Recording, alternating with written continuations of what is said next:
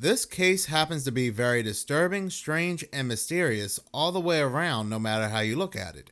And the case that I'm talking about is of the missing Hawaiian woman, Hannah Kobayashi. This case gets even more bizarre when you include her father, and there's been new information how his life came to an end, and it really doesn't make much sense.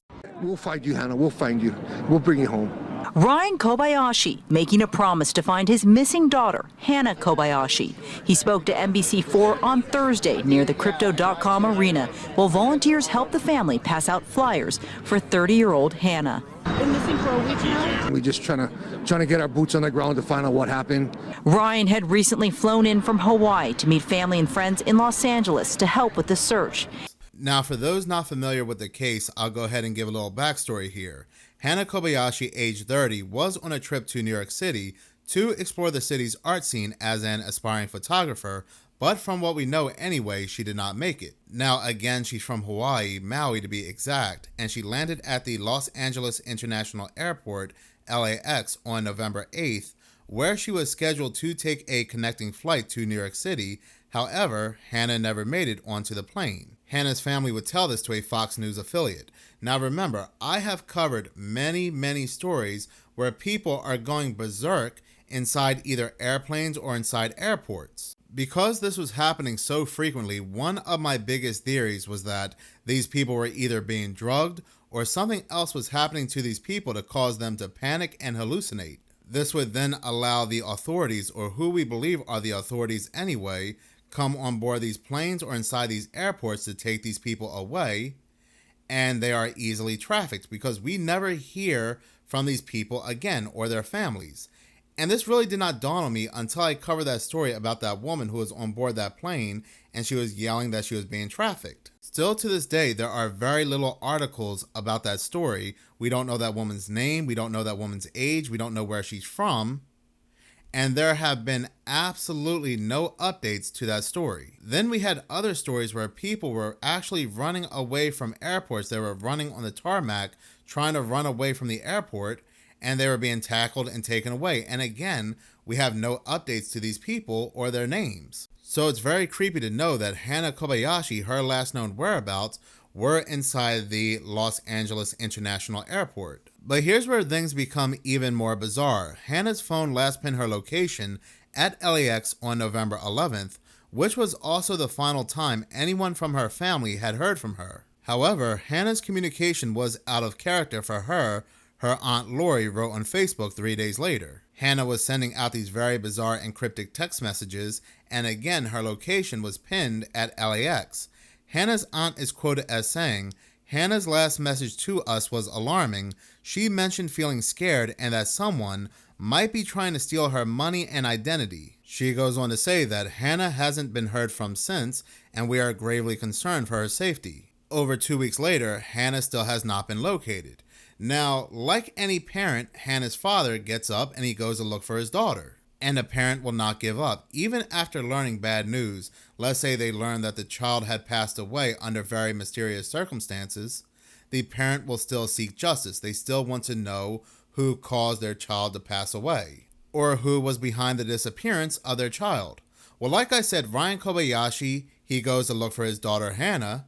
Come to find out, a little over 2 weeks later, Ryan Kobayashi, on November 24th, he is found deceased in a parking lot of the LAX International Airport. That is right. He is found deceased inside the parking lot of the Los Angeles International Airport, the last known whereabouts of Hannah. Ryan Kobayashi's body was found in a parking lot structure near Los Angeles International Airport around 4 a.m. local time on Sunday. A Los Angeles police spokesman told people that law enforcement was called to that area on Sunday morning for an apparent ending of oneself after a caller indicated that it looked like somebody had fallen or jumped from the 7th story of a parking structure. The spokesman said the identity of the person was not yet available, but more information was likely to be released later on Monday, November 25th.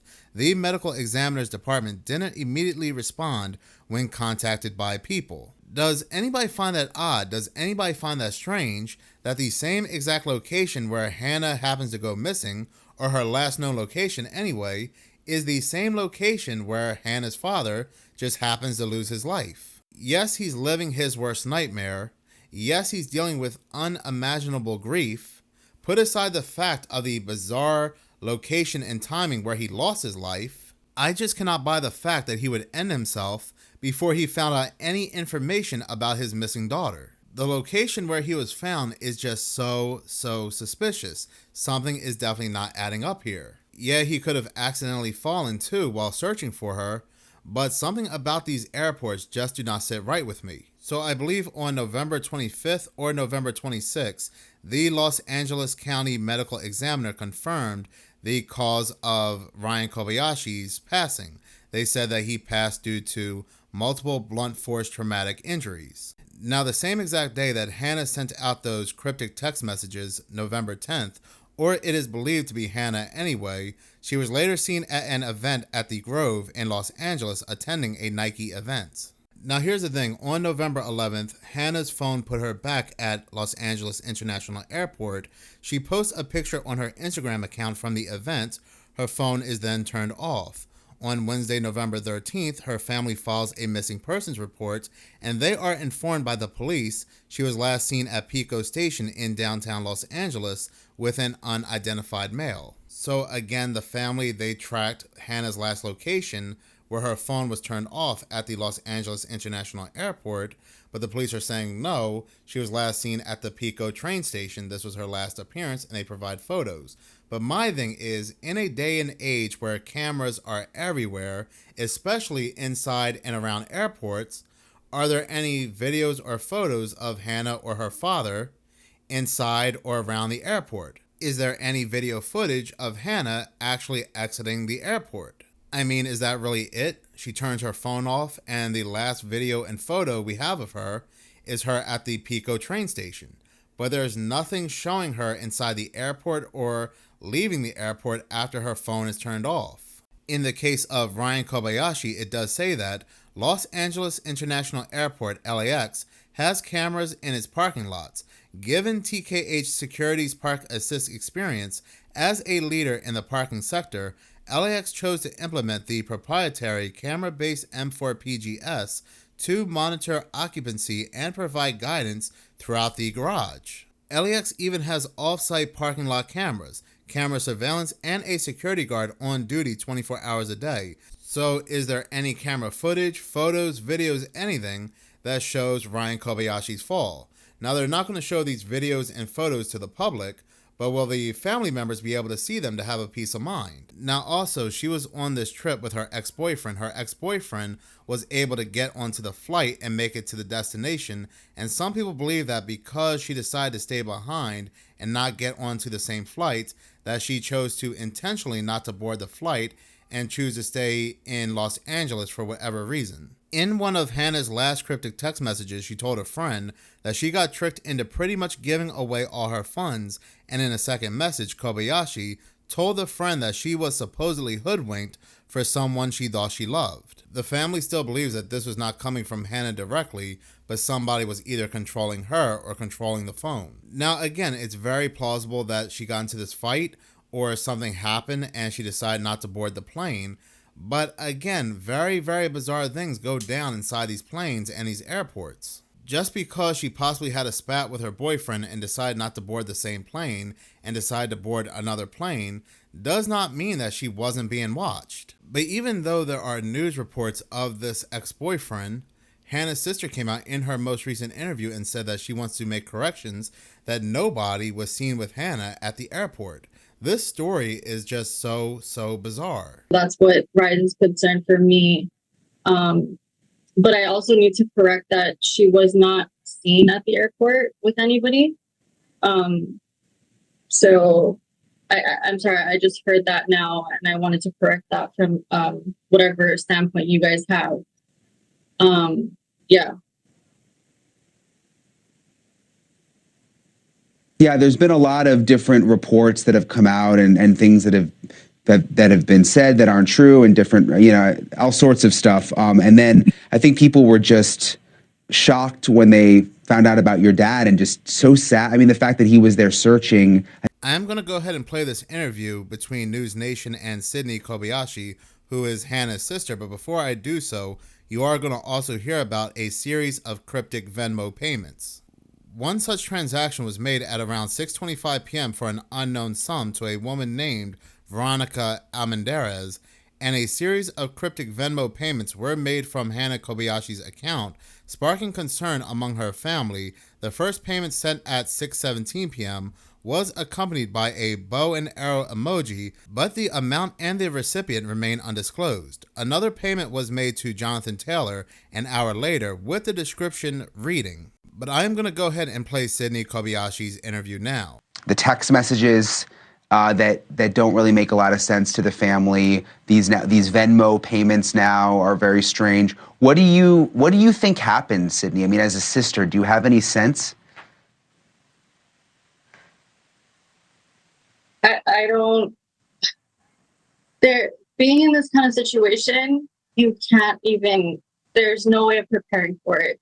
Your mind goes in so many different directions, especially with the amount of information that we have, which is very little. All I know is that her whereabouts are still unknown. We're continuing to search for her. We have received information which makes us still be hopeful that she's still alive. We just can't divulge into it yet, and I don't think a lot of people understand that we have to be very careful of what we do release, because we're getting thousands and thousands of tips from like the family, from LAPD, everything, everywhere. But this is just completely out of character from my sister. And so intuitively knowing her and being so close to her my entire life, I just want to say this is absolutely not like her. Especially and I understand you have to be careful. Messages. Yeah, especially with those text messages that she last sent. It just, in my mind, it feels like someone was controlling her, or someone was. It might have not even been her. So I want to believe, and we're trusting that the law enforcement is doing their job. And as far as we know, the most recent update we have is that the detective that's working on the case has been in contact with my mom as early as this afternoon. That's the most recent update that I can give right now and release. It's like a lot of information to deal with at once, and especially with this happening back to back, it's devastating. Yeah, I truly can't even imagine. Yeah, and our heart goes out to you, Sydney, and we'll stay on the story. And if there's anything else we can do, we'll keep putting our picture out there. And hopefully, I know tomorrow's Thanksgiving, and I just hope you guys have a positive outcome very, very soon, and that you all can be together again. So, Sydney, thank you so much for coming on. Thank you, and I just wanted to put this out there too. We're so grateful for everyone that has been so supportive through this time. Like I said, the case of Hannah Kobayashi and her disappearance is very, very strange and mysterious, but we do hope for the best positive outcome. Thank you so much for watching. If you like this channel and you want to see more, please subscribe. If you're already subscribed, please like, as any engagement does help the channel grow. Once again, thank you so much for your support.